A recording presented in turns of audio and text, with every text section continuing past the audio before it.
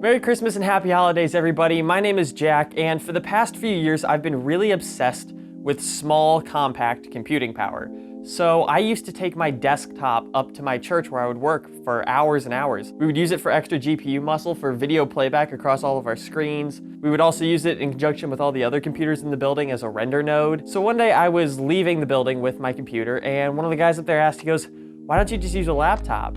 And at the time, I couldn't afford a laptop, so I'm like, well, I can't afford one. He goes, "Oh, okay, make and do with what you have." So I would travel and use my own personal desktop at work because the computers that they were trying to give me to use, because I wasn't full-time, was an i3 with 4 gig of RAM and a 500 gig hard drive. So not exactly good for video production. So I'd bring my own computer, and then I wanted something that was more portable and offered me more power. So I swapped out my case for the Cooler Master Master Case 5, the one with handles on it. Cool, portable now. But I wanted something that was smaller. So I built a briefcase computer. Essentially, it's got, a Dell Optiplex that I've upgraded a little bit, some of my own personal parts added in there, as well as some parts from my old church's basement. So really, it was just kind of a mishmash of everything. And then I finally landed on my Cube computer.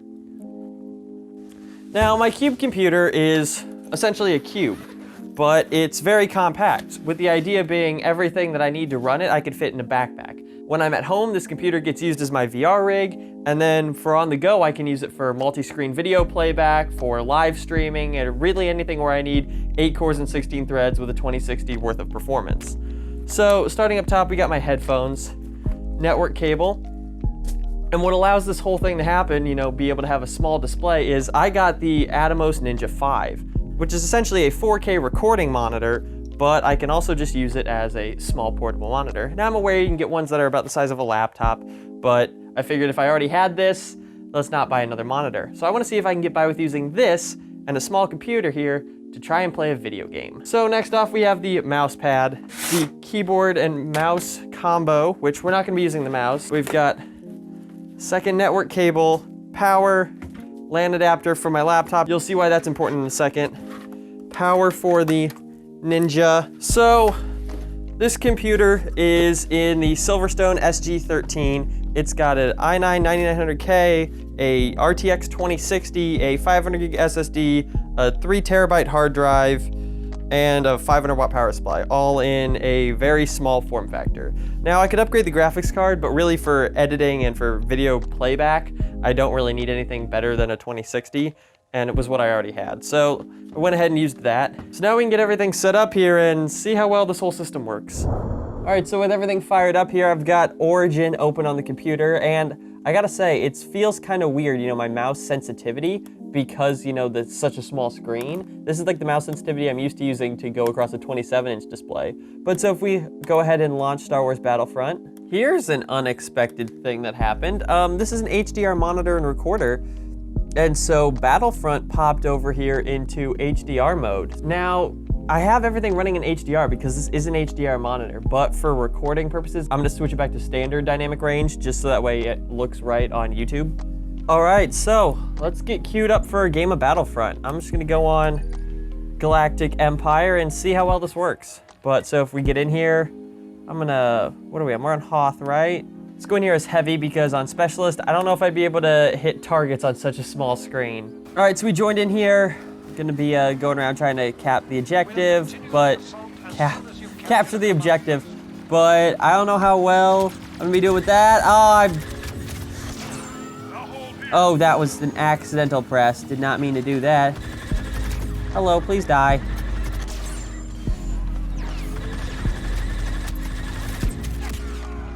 Okay, I got unalive. I do have to say though, the colors and everything on this monitor are fantastic. Aside from the size, I would love this screen, but bigger.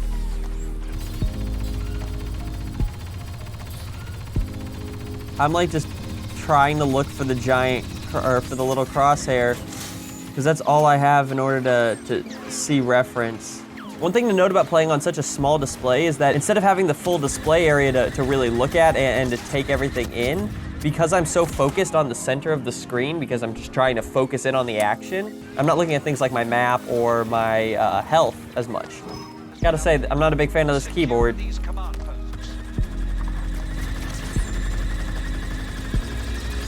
Okay, so I think that about wraps it up for that. This really isn't ideal. It's not horrible, but it's not ideal. Now, I had one other idea, and that's to use Steam's in-home streaming or some form of remote desktop to be able to have something like a high-performance compute node, essentially, that you can bring with you, and then use like your laptop to access it. That way it's more power and the same ease of access almost as a laptop. So I'm gonna try and wire my laptop into the network and see how low we can get the latency. Coming over here, I wasn't able to get Steam in-home streaming working on my grandma's network. I'm at my grandma's house, by the way, for Christmas, so that's why I wanted to do this, because it's a space that's not one that I'm used to having a computer set up in. So it created some obstacles. I could get TeamViewer to work, and that worked just fine, but then that's essentially the same way that I've been using this computer for the past year and a half since I've built it, where this guy just sits on a network and does a bunch of graphics playback. But it's still a fantastic computer. I'm happy with the project, and I think I'll have to make a dedicated video about that briefcase computer. All right, again, Merry Christmas and Happy Holidays, everybody, and I'll see you in the next one.